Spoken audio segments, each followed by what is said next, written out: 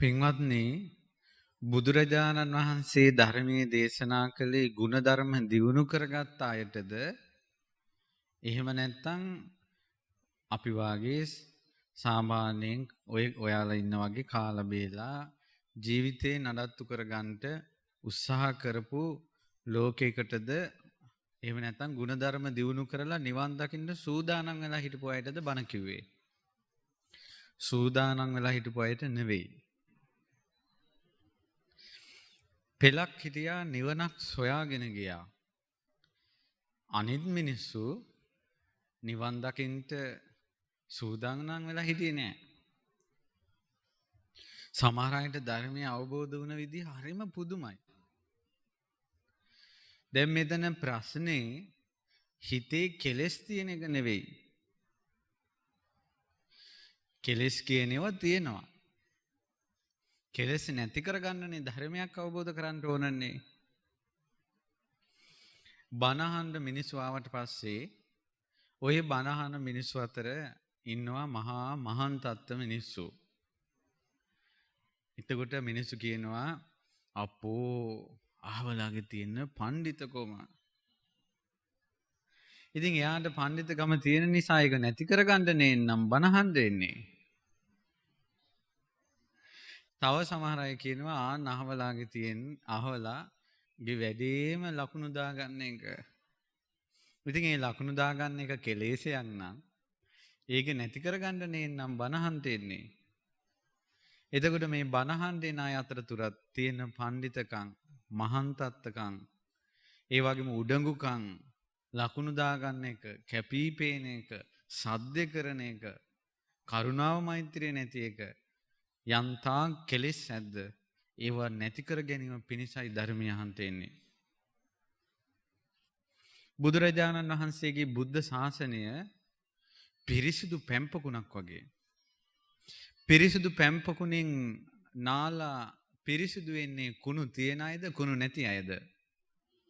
කුණු තියෙන අය. කුණු කන්දරා තියෙන්න පුළුවන් ජීවිතවල. හිතේ කෙලෙස් තියෙන එක, කුණු කන්දරා තියෙන එක ධර්මයක් හොයාගෙන යන්න බාධාවක් නෙවෙයි. ඒවා නැති කර ගැනීම පිණිසයි ධර්මයේ තියෙන්නේ. හිතේ කෙලෙස් නැත්තම්, කුණු කන්දරා නැත්තම්, මහාන්නේ උඩඟුකම නැත්තම් ආය බුද්ධ ශාසනය මොකටද? නාලා පිරිසිදු වෙලා සුවඳ කවාගෙන දාඩිය බිඳුවක් නැතුව ඉන්නවා නම් පොකුණකට බැහැලා නාන්නේ කුමකටද? මේ අපේ බුදුරජාණන් වහන්සේගේ බුද්ධ ශාසනය හරි පුදුම එකක්. හරි පුදුම එකක්. බුදුරජාණන් වහන්සේ දවසක් සංඝ පිරිස පිරිවරාගෙන වඩිනවා. සංඝ පිරිස පිරිවරාගෙන වඩිනකොට බුදුරජාණන් වහන්සේව ඈතින් වඩිනවා. මාලිගාව මුදුනේ ඉඳලා එක් සිටු කුමාරයෙක් බලාගෙන හිටියා. ඒ සිටු කුමාරයා කවදාවත් මවුට වඳින්නේ නැහැ. පියාට වඳින්නේ නැහැ. වැඩිමාල්ලයට වඳින්නේ නැහැ. එහෙනම් මාන්නක්කාරයි අකීකරුයි. එයා බුදුරජාණන් වහන්සේ දැක්කා ඈත ඉඳලා වඩිනවා. දැක්ක ගමම්ම දෙතිස් මහා පුරුෂ ලක්ෂණයන්ගෙන් හෙබී තුන් ලෝකෙට කරුණාවස්ස වන ඒ භාග්‍යවතුන් වහන්සේ වියගසක් පමණ දුර, බඹයක් පමණ දුර බලාගෙන වඩිනකොට ආසාවෙන් බලාගෙන හිටියා. අපගේ බුදුරජාණන් වහන්සේගේ ගමන බිමනේ හරි සංවර බවක් තියෙන්නේ. බුදුරජාණන් වහන්සේ වඩිනකොට ඒ ගමනේ විස්තරය තියෙනවා දන්තං පුදුම දමනයක්, ගුත්තං පුදුම ඉඳුරන් සංවර කරගත්ත බව. ඊළඟට නාගං හස්ති රාජෙක් වගේ බුදුරජාණන් වහන්සේ වඩිනකොට ඒ නිසා අර ඒක දකින්නකොට මෙයාට ඉන්න බෑ. මේක දකින්නකොට ඉන්න බෑ. මෙයා මේ මාළිගාවේ පඩිපලෙන් බැහැගෙන ඇවිල්ලා බුදුරජාණන් වහන්සේ වඩින මාවතට දුවගෙන ගියා. දුවගෙන ගිහිල්ලා බුදු සිරිපා ළඟ වැඳ වැටුණා. මාව දමනය කරන්ට කියලා. පැවිදි වුණා රහතන් වහන්සේ නමක්. මාන්නක්කාර කෙනෙක් නෙයි. අකීකරු කෙනෙක් නෙයි. මාන්නක්කාර ලෝකයා මාන්නේ දුරු කරපු බුදුරජාණන් වහන්සේ ළඟට ඇවිල්ලා දමනය වුණා. මාන්නේ නැති කරගත්තා. අකීකරු මිනිස්සු කීකරු කමින් පාරප්‍රාප්ත වුණ බුදුරජාණන් වහන්සේ ළඟට ඇවිල්ලා කීකරු වුණා. ඒ නිසා මම මුලින්ම කියන්න උත්සාහ කළේ හිත්වල කෙලෙස් තියෙන්න පුළුවන්. ඒ කෙලෙස් දුරු කර ගැනීම පිණිසයි ධර්මයේ තියෙන්නේ. මූලිකම දේ තමයි ඒ තියෙන කෙලෙස් මොනවද කියලා තේරුම් ගන්න ඕන. ඉතින් ඒ නිසා අපි ජීවිතය තුළ අකීකරුකම තියෙනවද මාන්නක්කාරකම තියෙනවද කියලා තේරුම් ගන්න පුළුවන් සූත්‍ර දේශනාවක් අද දවසේ කියලා දෙන්න අපි කල්පනා කළා. මේ සූත්‍ර දේශනාව හරි අගේ. මේ සූත්‍ර දේශනාවෙන් අපි තුල තියෙන කෙලෙස් ගැන පුදුම වැටහීමක් ලබා ගන්න පුළුවන්. පින්වත්නි, මේ දේශනාව දේශනා කරන්නේ මුගලන් මහරහතන් වහන්සේ. මේ දේශනාවේ නම අනුමාන සූත්‍රය. අනුමාන කියලා කියන්නේ විමසලා බලනවා නුවණින්. දැන් මේ මාසෙම ඉගෙන ගන්නවානේ මේ නිවනට බාධා වෙන කෙලෙස් සහ නිවනට උපකාරී වෙන ගුණධර්ම. ඒකට ඒවා අහනකොට මොකද්ද කරන්න ඕනන්නේ කියලා තමයි මේ දේශනාවේ තියෙන්නේ. ඒ දවස්වල මහා මොග්ගල්ලාණන් වහන්සේ වැඩ සිටියේ බගුරට සුන්සුමාරගිර නුවර බේසකලා වනේ මෙගදායේ. මුගලන් මහරහතන් වහන්සේ වැඩ හිටපු සංඝයා වහන්සේලාට කතා කළා ප්‍රිය ආයුෂ්මත් මහණෙනි කියලා. ප්‍රිය ආයුෂ්මතුනි, මේ බුද්ධ ශාසනයේ කෙනෙක් ඇවිල්ලා කියන්න පුළුවන් අනේ අපිත් නිවන් දකින්න හරි කැමැති. අපිටත් සංසාර දුකෙන් නිදහස් වෙන්න ඕන. ඒ නිසා අපිටත් අවවාද අනුශාසනා කරන්ට කියලා ඇවිල්ලා අවවාද අනුශාසනා ඉල්ලනවා නිවන් දකින්න. ඒ වුණාට ප්‍රිය ආයුෂ්මතුනි, ඒ අවවාද අනුශාසනා ඉල්ලන කෙනා ගාව කීකරුකම නැත්තම් සංඝයාට හිතෙන්නේ අවවාද කරන්න ඕන කියලා. මොකද්ද ප්‍රිය ආයුෂ්මතුනි මේ අකීකරුකම කියන්නේ? අන්න ඕක තමයි මට විස්තර කරන්න ඕන උනේ. කියනවා ප්‍රිය ආයුෂ්මතුනි, අකීකරුකම කියන්නේ මේ කරුණෙහිලා එක්කෙනෙක් ඉන්නවා පාපී ආසාවන්ගෙන් යුක්ත වෙලා. පාපී ආසාවන්ගෙන් යුක්ත වුණාට පස්සේ එයා අකීකරුයි කිව්වා. මොනවද පාපී ආසා?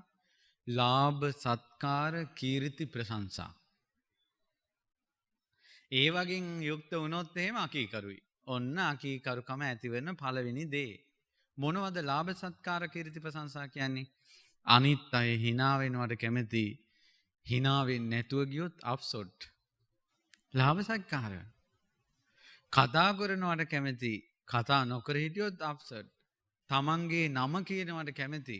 නම කියවුන් නැත්තම් හිතට මදිකම. මේ ඔක්කොම ලාභ සත්කාර. නිහතමානී වෙලා සංසාර දුකින් සාපලත්ෙක් වගේ ධර්මයේ හැසිරෙන්නේ නැහැ. ඇයි පින්වත්නි, මෙහෙම හිටියට මැරුණට පස්සේ තමන් කුසලයක් වඩාගෙන හිටියේ නැත්නම් කොයි ලෝකෙක යයිද?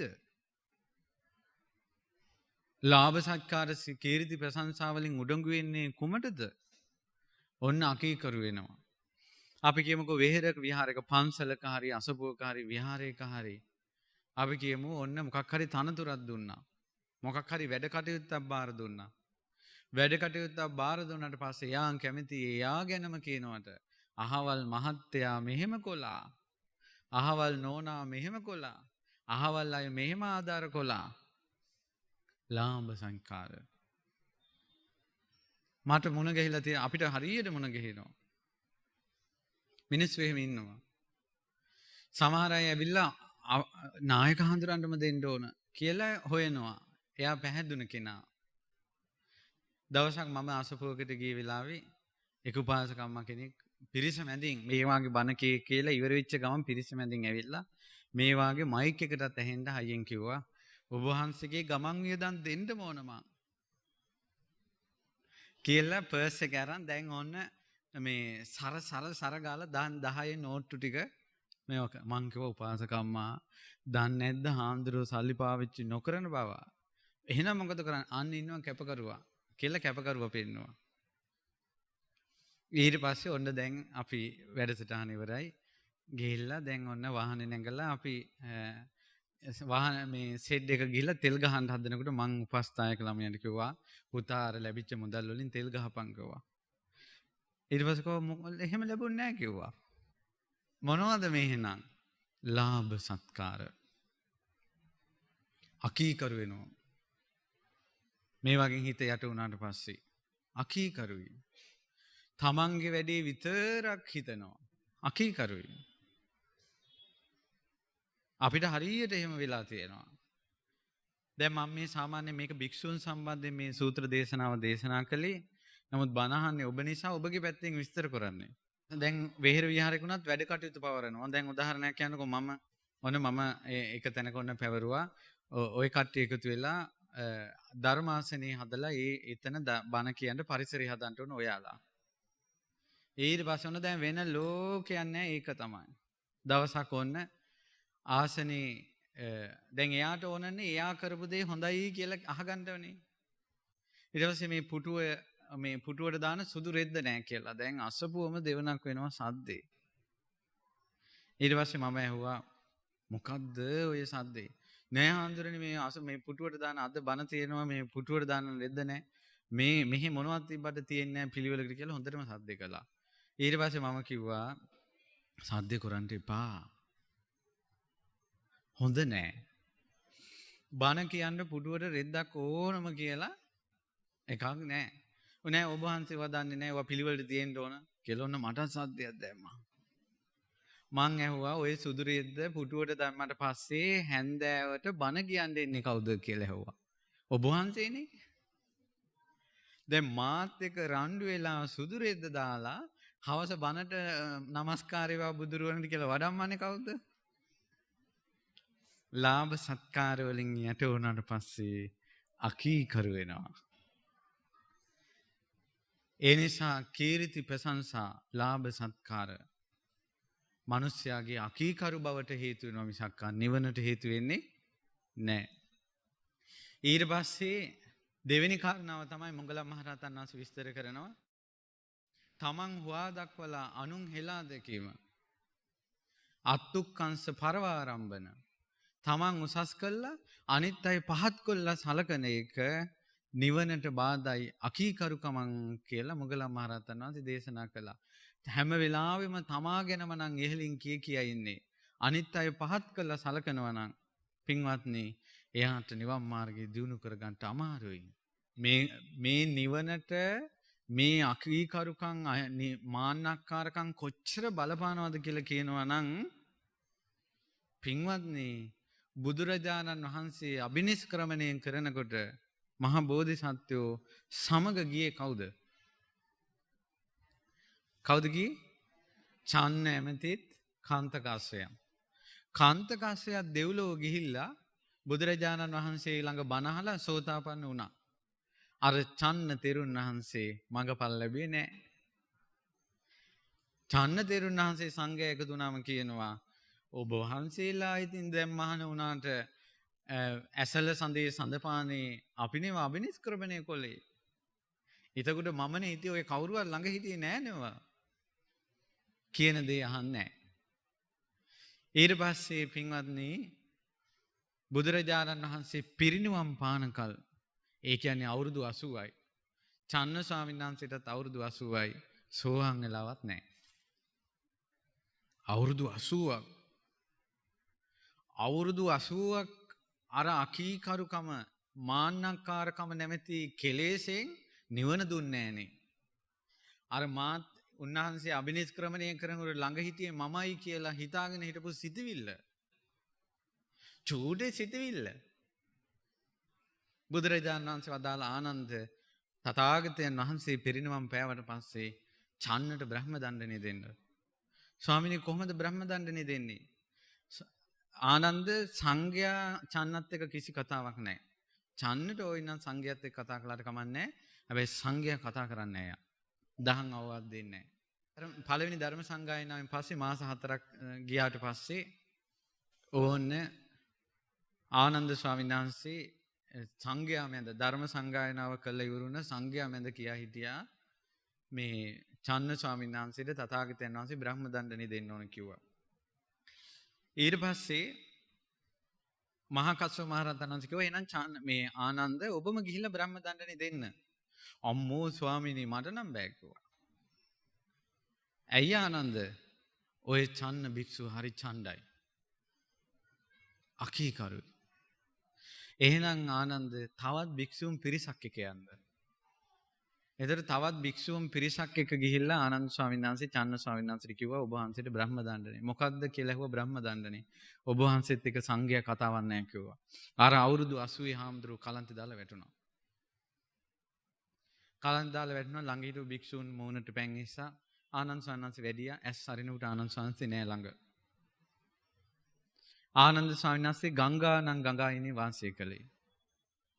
අර ස්වාමීන් වහන්සේ කාලයක් ගියා භාවනා කළා හිතට හරියට වද දෙනවා මේ සංඝයා කතා කරන්නේ නැති එක. ඊට පස්සේ ගිහිල්ලා කුටියක් ගානේ ගිහිල්ලා කිව්වා මට අවවාද කරන්න. මට අනුශාසනා කරන්න කියලා. ඊට පස්සේ සංඝයා කියනවා අනේ අපිට තේරෙන්නේ නැහැ. ඔබ වහන්සේ අර අබිනිෂ්ක්‍රමණය කරනකොටත් එකට ආපු ස්වාමීන් වහන්සේනේ. ඒ නිසා අපිට ඒක ලොකු තේරුමක් නෑ. අර ස්වාමීන් වහන්සේගෙන් පොඩ්ඩක් අහන්නකෝ කියලා දැන් යනවා හාමුදුරුවෝ නමක් ගානේ යනවා. මේ චන්න ස්වාමීන් වහන්සේට හිතුණා මට දැන් අවවාද කරන්න ඉන්නේ එකම එක්කෙනයි.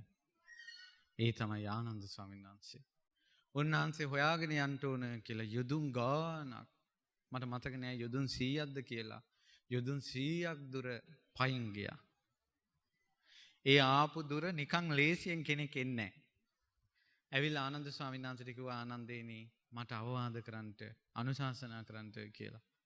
ආනන්ද ස්වාමීන් වහන්සේ දැනගත්තා මෙච්චර දුර එන්නේ නැහැ මාන්නක්කාර කෙනෙක් නා. දැන් ඔන්න මාන්නේ දුර වෙලා. මෙච්චර දුර නම් එන්නේ නැහැ මාන්නක්කාර කෙනෙක්. කියලා කිව්වා පින්වත් චන්න ඔබ දැන් ධර්මය අවබෝධ කරගන්නට සුදුසුයි. ඔබ දැන් ධර්මය අවබෝධ කරගන්න සුදුසුයි කියන වචනයෙන් චන්න ස්වාමීන් වහන්සේ සතුටටපත් වුණා. හිත සමාධිමත් වුණා.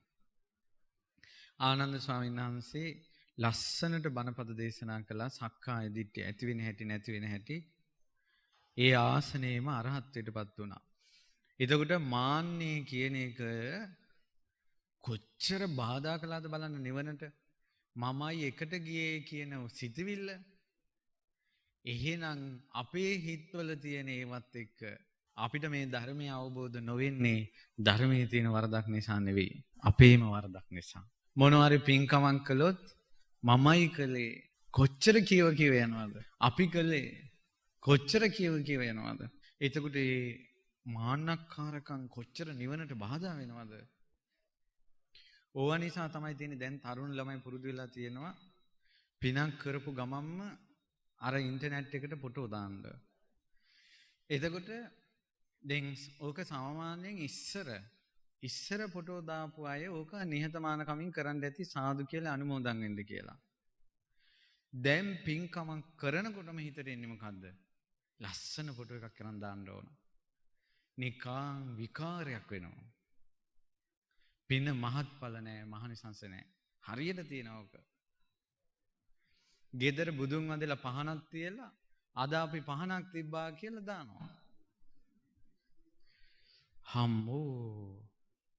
ගෙදර අම්මා කෙනෙක් දරුවෙකුට කෑම දීලා ඒ දරුවට කෑම එකක් දුන්නා කියලා ෆොටෝ දානවද? ඊට පස්සේ දරුවෙක් අම්මා තාත්තට බත් ටිකක් දීලා අපේ අම්මයි තාත්තට මම බත් දුන්නා කියලා ෆොටෝ දානවද? සතර අපායෙන් මුදවන සසරින් මුදවන ශ්‍රී සද්ධර්මයේ දේශනා කළ වචනයක් පාසා ණයගැති අපි බුදුරජාණන් වහන්සේට එහෙව් බුදුරජාණන් වහන්සේට මේ චූටි පහනක් තියලා ෆොටෝ එකක් දානවා. අපි පහන් පූජා කළා. අපි අද බුද්ධ පූජාව පූජා කළා. අපි පළවැල පූජා කළා කියලා ෆොටෝ දානවා. එතකොට රැවටෙන්නේ අපිද බුදුරජාණන් වහන්සේද? කවුද? අපි රැවටෙන්නේ. ඔක්කොම අකීකරුකම්. ඔක්කොම මාන්නක්කාරකම්. කරන්න දෙයක් නැහැ. කොච්චර බණ ඇහුවත් යන්නේ නැහැ හිතට. අපේම වැරදි. ඊළඟ මේක විස්තර කරනවා. ඒ නිසා ඊට පස්සේ තමන් හොවා දක්වනවා. අපි මෙහෙම කළේ. අපි මෙහෙම කළේ.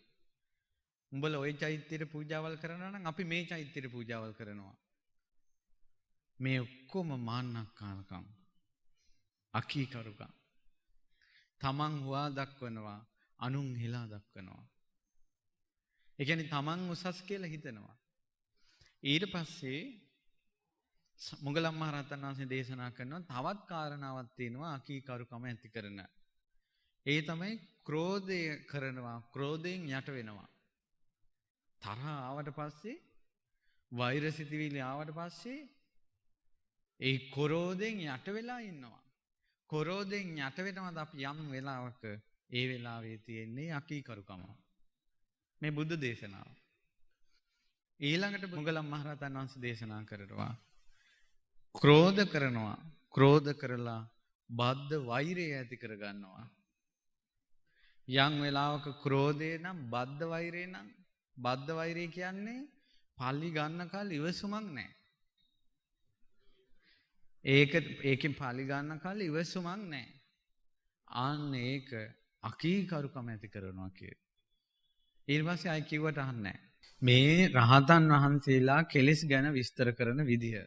ඊට පස්සේ විස්තර කරනවා ක්‍රෝධ කරනවා. ක්‍රෝධ කරලා රණ්ඩුවට යනවා. ක්‍රෝධ කිරීමක් ඇද්ද? රණ්ඩුවට යෑමක් ඇද්ද?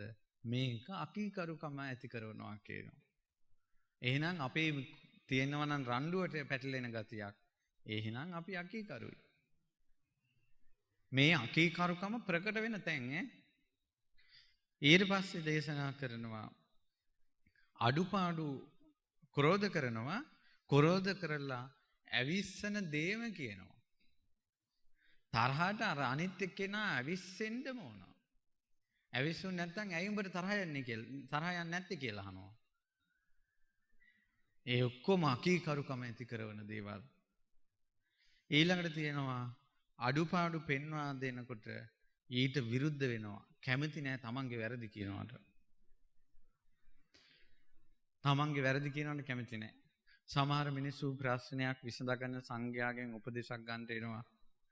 ඇවිල්ලා බයයි විස්තරේ කියන්න. ඇයි නෝන විස්තරේ කිව්වොත් මහත්තයා ගෙදර ගියාට පස්සේ බෙල්ල මෙලි කරනවා. තෝ ඇයි ඔවා කිව්වේ කියලා. ඊට පස්සේ මහත්තයා ඒවා කිව්ව ගෙදර ගියාට පස්සේ නෝනා කොස්ස ගන්නවා. තෝ ඇයි ඔවා කිව්වේ කියලා. ඉතින් ඒ නිසා තමන්ගේ වැරද්දක් කියනවට විරුද්ධයි.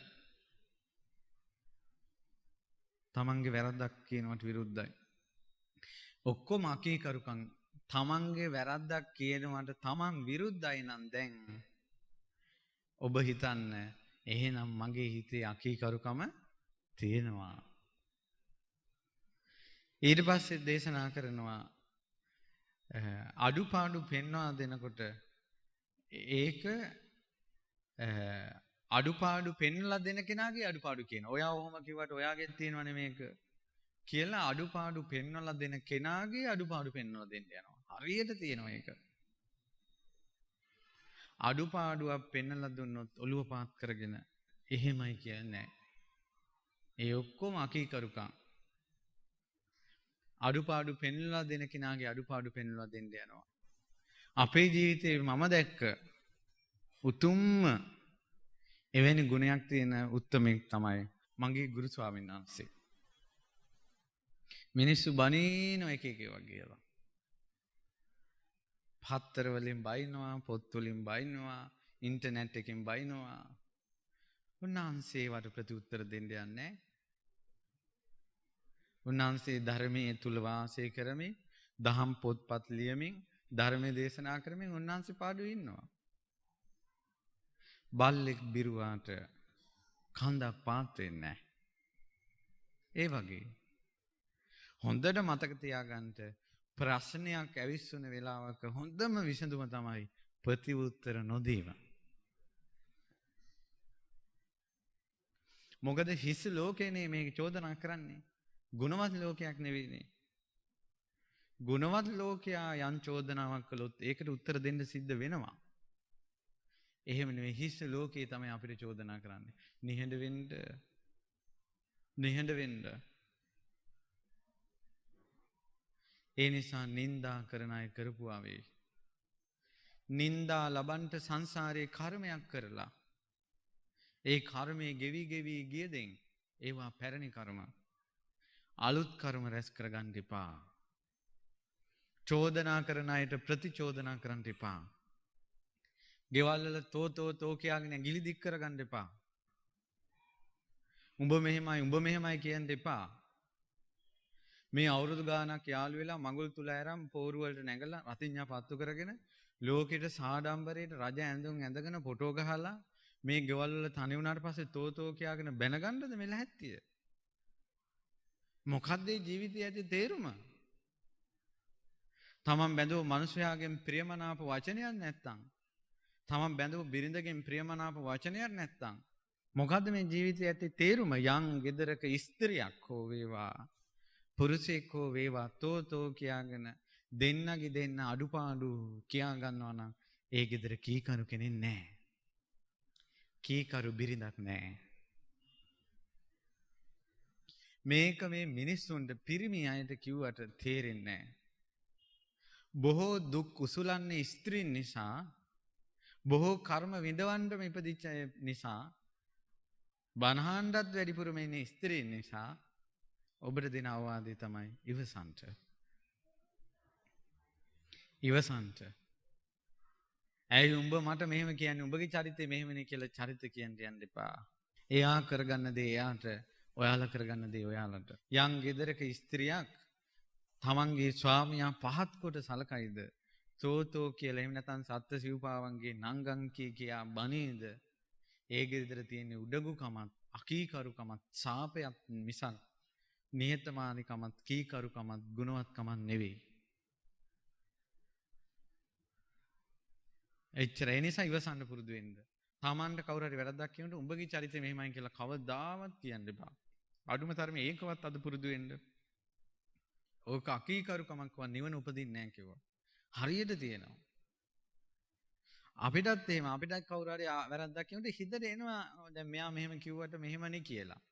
ඒ තමයි අපේ හිත ඇතුලේ තියෙන බුරා තියෙන කෙලෙස්. භාග්‍යවතුන් වහන්සේගේ වචනෙන් තමයි මේ ඔක්කොම බ්‍රේක් කරගන්න තියෙන්නේ. මේ මුගලන් මහරහතන් වහන්සේ දේශනා කරනවා වැරද්දක් කියනකොට ඒ කියන කෙනාට ආපහු වැරද්දක් කියන්න යනවා නම් අපි ඔයා මෙහෙමයි කියලා ඒක අකීකරුකම කියනවා.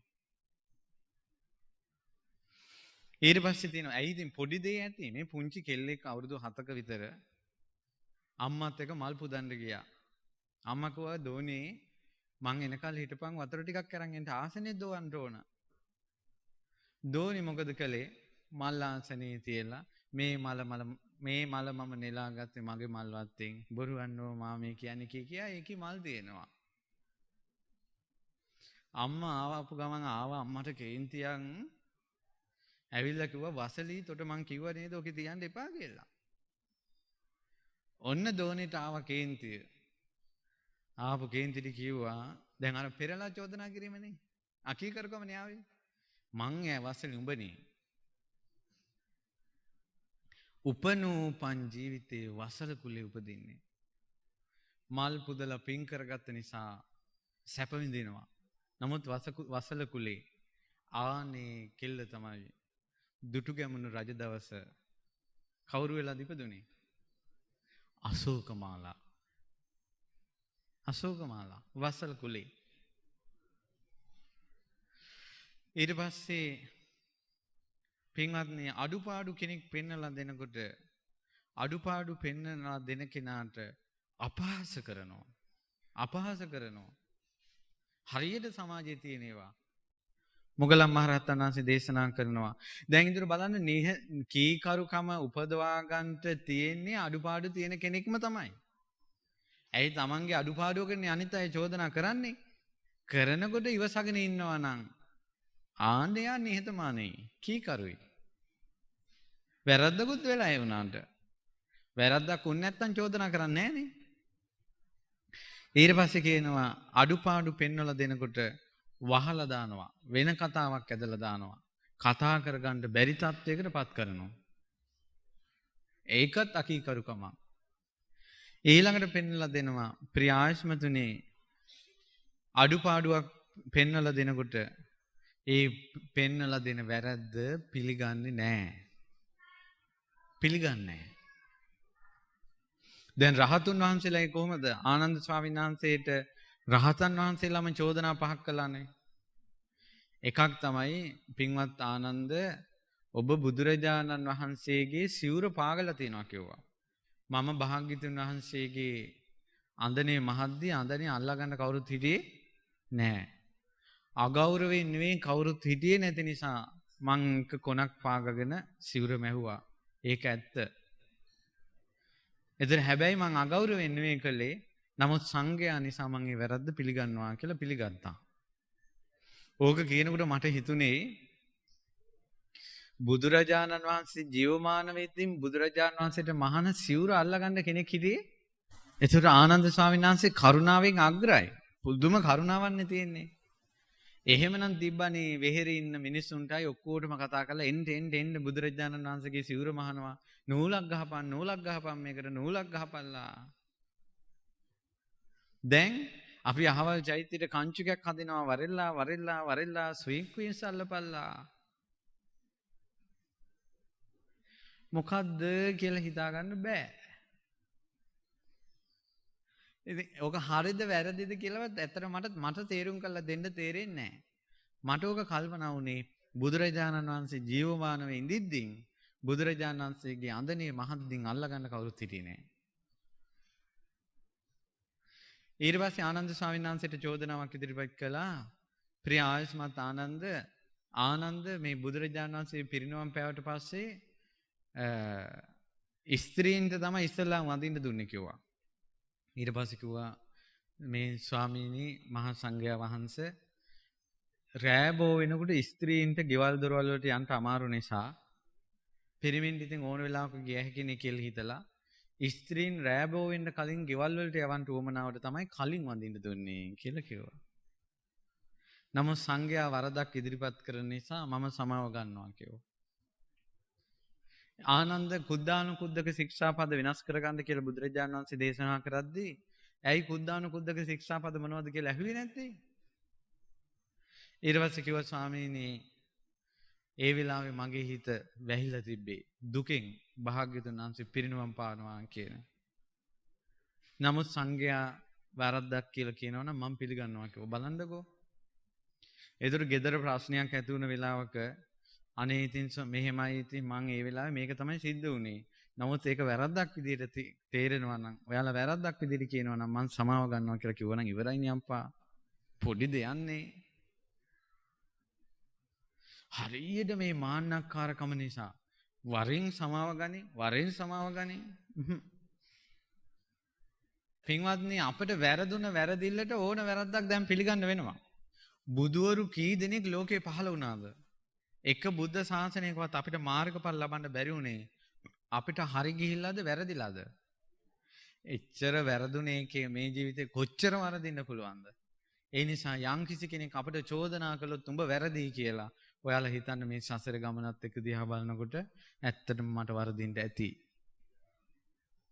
නිහතමානී කීකරුයි. ඉවරයි.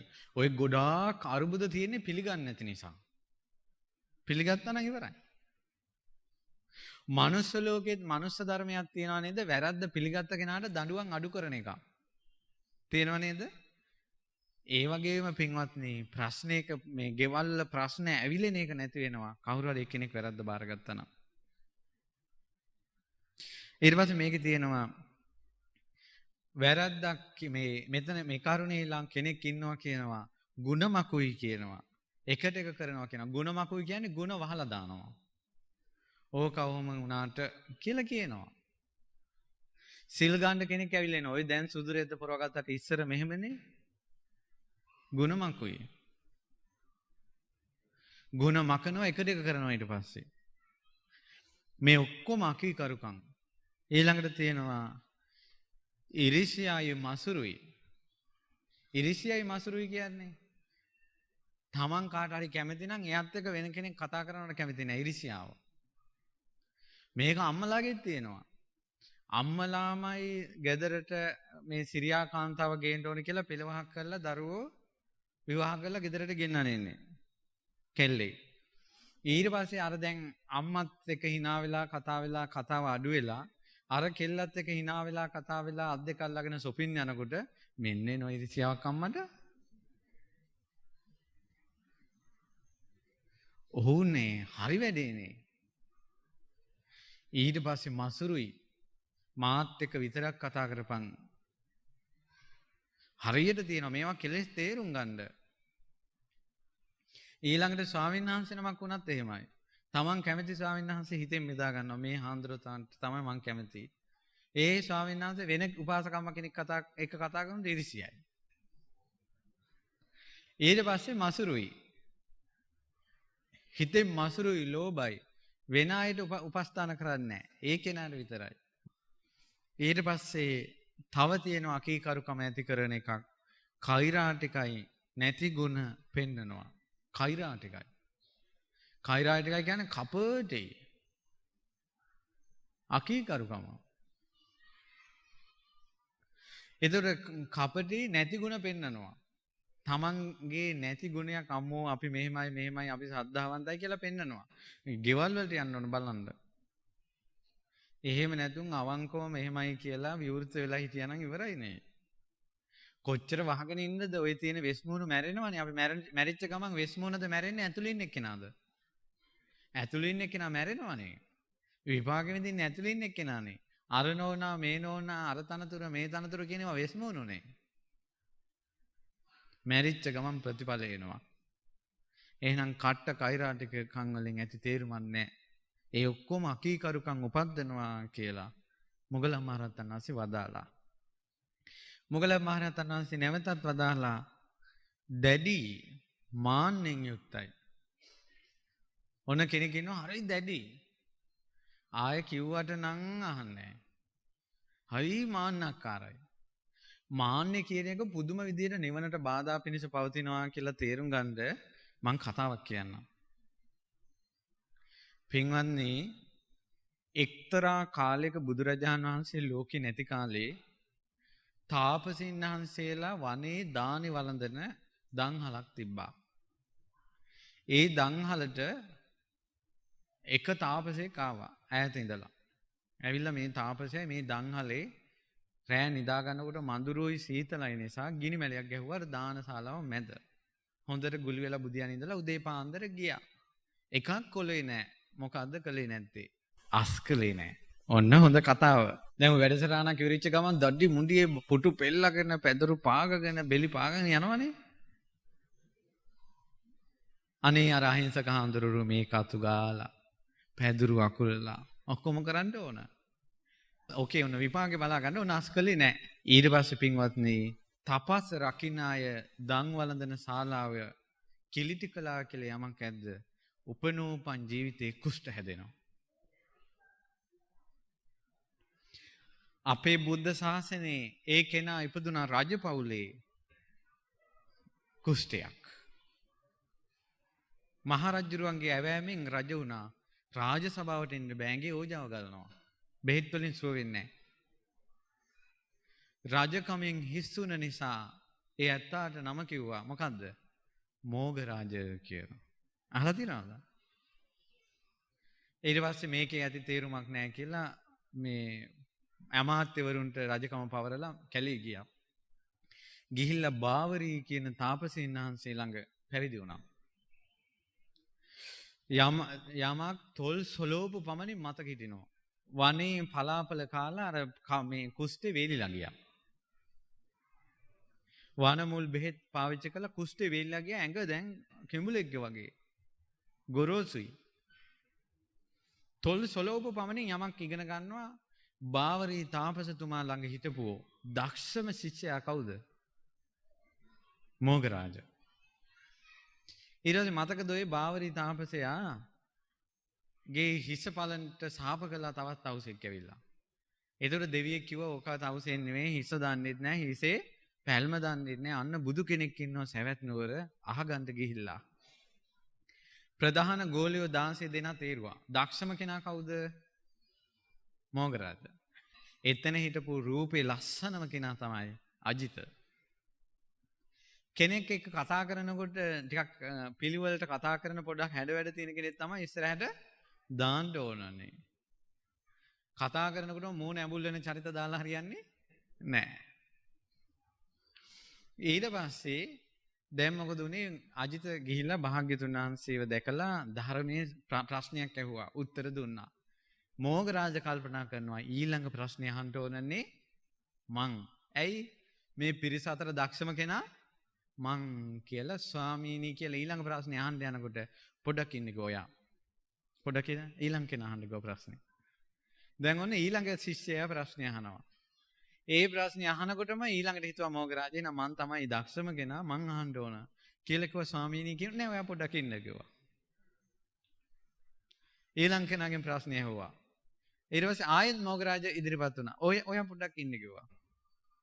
මේ විදිහට 13 වතාවක් බුදුරජාණන් වහන්සේ කිව්වා ඔයා ඉන්න කියලා ප්‍රශ්න අහන්න දුන්නේ නැහැ. ඇයි? බුදුරජාණන් වහන්සේ දැක්කා මම දක්ෂයි කියන සිතවිල්ල නිවනට බාධායි. එහෙනම් අපේ හිතවල තියෙනව ගැන හිතන්න.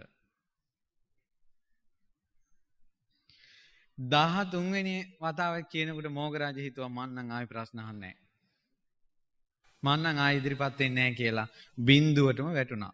බින්දුවටම වැටිච්ච ගමන් බුදුරජාණන් වහන්සේ ඇහුවා මෝගරාජ ඔබගේ ප්‍රශ්නේ අහන්න කියලා. දැක්කද? බලන්න මේ සිතවිල්ල මම දක්ෂයි කියන සිතවිල්ල බාධා පිණිස පැවතුන හැටි. එතකොට ප්‍රශ්නේ ඇහුවා බුදුරජාණන් වහන්සේ උත්තර දුන්නා රහතන් වහන්සේ නමක් බවට පත් වුණා. කාරණා කිහිපයක් ගන්න තියෙනවා. එකක් තමයි මාන්නේ නිසා නිවනට බාධා වෙන හැටි. අනිත් එක තමයි සිල් ගුණ දන් රකින්න අය ඉන්න තැනක් පරිභෝග කළොත් පිරිසිදු නොකර යෑමේ විපාක. ඊට පස්සේ පින්වත්නි ඔය තමයි දැඩි බවයි මාන්නක්කාරකමයි ගැන. ඊළඟට තියෙනවා අපගේ මුගලන් මහරහතන් වහන්සේ දේශනා කරනවා අකීකරුකම ඇතිවන ඊළඟ දෙයක් තමයි කියනවා තමන්ගේ මතේම ඉන්නවා කියනවා. තමන්ගේ මතේම ඉන්නවා. වෙනස් කරගන්නේ නැහැ. මේ ඔය අලුතෙන් බණ ඇහුවට අපි ඉස්සර ඉඳලම පුරුදු කරගෙන ආවේ මේවා කියලා තමන්ගේ මතේම ඉන්නවා. එක්කෝ බණ ටිකක් ඇහුවත් මොකක් හරි ඒකෙම දෘෂ්ටියක් හදාගෙන ඒකෙම ඉන්නවා. වෙනේම වැරදි යාගේ එක තමයි හරි. ලේසියෙන් අත්හරින්නේ නැහැ හිතේ තියෙන සිතුවිලි. පැහැදිලි නේද? ඒවා ඔක්කොම නිවනට බාධායි අකීකරුයි. මේ ධර්මයේ ඇහෙන්න කලින් අපි පුරුදු කරගෙන හිටපු ඒවා අපිට වැරදුනේ ඒකනේ උනේ ජීවිතයේ සසර පුරාවටම. ඒ වැරදි අත්හැර ඉක්මනට ධර්මයට එන්න ඕන. අපි අපෙන් උනේවා වැරදි අපි මෙච්චර කාලයක් පුරුදු කරපුවා වැරදි කියලා Tamande වැරදිච්ච ඒවා ඔක්කොම අත්හැරලා අලුතෙන් ඉගෙන ගන්න ඕන මේ මාන්නේ නැතුව. ඒකයි ලේසි නෑ. දැන් අර ඉස්සර හිටියා එක ස්වාමීන් වහන්සේ නමක්. ඒ ස්වාමීන් වහන්සේ ආයුෂානාසේ නම මේ පොතිල. ඒ පොතිල ස්වාමීන් වහන්සේ දවස බණ කියනවා උගන්වනවා හැම වෙලාවෙම ක්ලාස්. එතකොට මේ ස්වාමීන් වහන්සේගෙන් ධර්මය ඉගෙන ගන්න ගෝලියෝ රහත් වුණා. එක ගෝලෙක් කල්පනා කළා අපේ ගුරු ස්වාමීන් වහන්සේ තවම රහත් වෙලා නැහැ. කියලා උන්වහන්සේ ඉන්න ආරාමෙට ගිහිල්ලා කිව්වා ස්වාමීන් වහන්සේ මට ඔබ වහන්සේගෙන් දහම් ගැටලුවක් අහන්න ඕන. කිව්වා දැන් පන්තියක් තියෙනවා පස්සේ අහන්න. හිටියා දැන් රහතන් වහන්සේ නම මේ. ඒ පන්ති ඉවර වෙනකොට කිව්වා ස්වාමීන් වහන්සේ දැන් ප්‍රශ්නයක් අනේ දැන් ඊළඟට මම වෙන පන්තියක් දාගෙන තියෙනවා. ඊට පස්සේ ඇහුවා ස්වාමීන් වහන්සේ පන්තියක් තියෙනවා. කිව්වා මේ අනේ ආයතනතුනි දැන් වෙන පන්තියක් තියෙනවා. ඊට පස්සේ තව කිව්වා අනේ ආයතනතුනි දැන් සජ්ජායනාවක් තියෙනවා. කිව්වා ස්වාමීනි ඔබ වහන්සේට දැන් අපවත් වෙන්නවත් වෙලාවක් නැද්ද? කියලා උන්වහන්සේට පේන්නම එතනින් 이르දි වෙලා ආකාශයෙන් වැඩියා. පින්වත්නි එදා රෑ පන්ති ඉවර කරලා පාත්‍ර සිවුරු අරන් ඈතට ගියා. ගියේ මගේ ගෝලයෝ ධර්මය පුරුදු කළා නම් මගේ ගෝලියෝ ධර්මයේ පුරුදු කරලා අරහත්ත්වයටපත් වුණා නම් මට බැරියයි කියලා එක දවසින් රහත් වෙන්න ගියේ. එක දවසින් රහත් වෙන්න ගිහිල්ලා මුන්නාන්සේ සක්මන් කළා රහත් උනේ නෑ. දෙවෙනි දවසේ සක්මන් කළා රහත් උනේ නෑ. සක්මන් කළා භාවනා කළා අවුරුදු 30ක්. අවුරුදු 30ක්. 30 වෙනි අවුරුද්ද වෙනකොට කකුල පැලිලා. ඒ පැලුම් පාරවල් වලින් ලේ විසි වෙනවා අඩිය තියෙනකොට. ඊට පස්සේ උන්වහන්සේ ගහක් මුල සක්මන් කර කර ඉඳලා පුදුම විදියට ඇඬුවා. අවුරුදු 30ක් ධර්මයේ දිනු කළා මට මාර්ගඵල අවබෝධ කරගන්න බැරි වුණානේ කියලා ඇඬුවා. අඬනකොට එතන ගහක හිටපු දෙවියොත් අඬනවා. බුදු අම්මෝ කියලා දෙවියත් අඬනවා. ඊට පස්සේ අර ස්වාමීන් වහන්සේ ඉස්ස උස්සලා ඇහුවා කවුද අඬන්නේ කියලා කිව්වා. ඊට පස්සේ කිව්වා මං දෙවියෙක් කිව්වා. ඇයි අඬන්නේ කියලා ඇහුවා. නෑ ඔබ වහන්සේ මාර්ගඵල ලැබුණ නෑයි කියලා අඬනවා. ඇඬුවට පස්සේ මාර්ගඵල ලැබෙනවා නම් මටත් මේ එකක් දෙකක් ගන්න කියලා මම මේ අඬන්නේ. ඒකට අර හඳුනන හිතනවා මේ මං කරන වැඩේ වලින් දෙවියොත් මට ඔච්චම් කරනවා කියලා ආයෙ හිත සංසිඳවගෙන භාවනා කළා නිකලෙස් වුණා. 30000ක් ගෝලෝ ඇවිල්ලා ගුරු ස්වාමීන් වහන්සේ වට කර ගන්නකොට සක්‍ර දේවේන්ද්‍රයා කරපු වැඩේ තමයි සක්‍ර දේවේන්ද්‍රයා බලාගෙන හිටියේ. සක්‍ර දේවේන්ද්‍රයා සුජා දෙවඟන සමග ආකාශයෙන් බැහැලා සංඝයාගේ පිටිපස්සේ ඉඳගෙන කිව්වා ස්වාමීනි මෙන්න ස්ත්‍රියක් එනවා කියලා කිව්වා. එනකොටම රහතන් වහන්සේලා අයින් වුණා. සුජාත් ඇදගෙන ඉස්සරහට ගියා. ඇයි සක්‍රයා මේක කොල්ලේ? ඉස්සරහට යන්න ඕන කමට.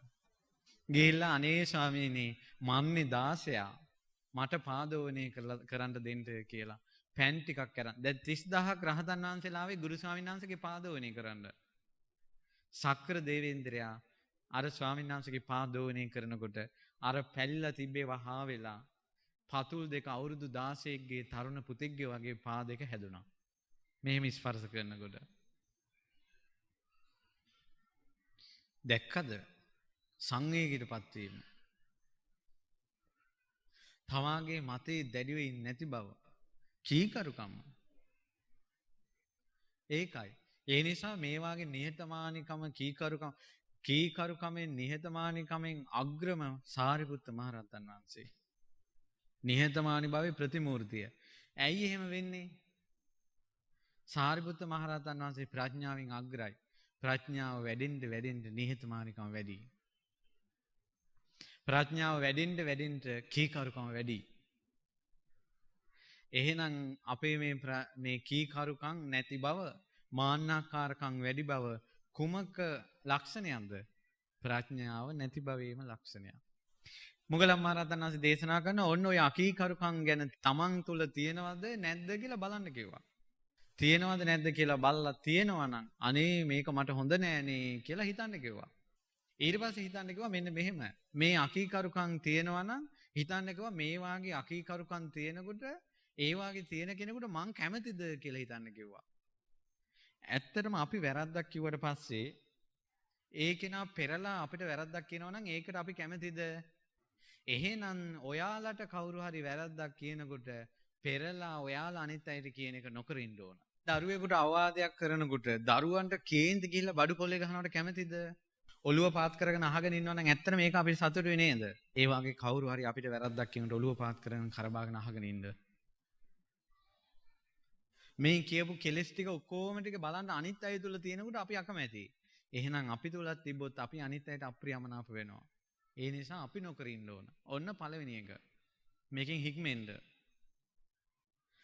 ඊළඟ එක තමයි හොඳට විමසා බලලා අපේ තුල තියෙන කෙලෙස් හදා ගන්න ඕන. කෙලෙස් නැත්තම් දිවා රාත්‍රී දෙකේ ධර්මයේම සිහි කර කර ඉන්න ඕන. ඔය ඒ සූත්‍ර දේශනාවේ කීකරුකම ගැන ඉස්මතු වෙන කරුණු ටික විතරයි ඔය කිව්වේ. තව ගොඩාක් විස්තර තියෙනවා. ඒ නිසා සසර බිය ගැන හිතලා, සතර අපාය යන ජීවිත ගැන හිතලා, ඒ වගේම අනාදිමත් සංසාරේ අපි තිරිසන් ලෝකවල, പ്രേත ලෝකවල නිරේ දුක් විඳපු බව ගැන හිතලා, මේ ලෝකේ මාන්නක්කාරකමින් උඩඟුකමින් හිටියොත්, මැරිලා ඉපදෙන ලෝක ගැන හිතලා නිහතමානී වෙන්න ලැබුණොත්, කීකරු වෙන්න ලැබුණොත් ඒක පුදුම වාසනාවක් අපිට.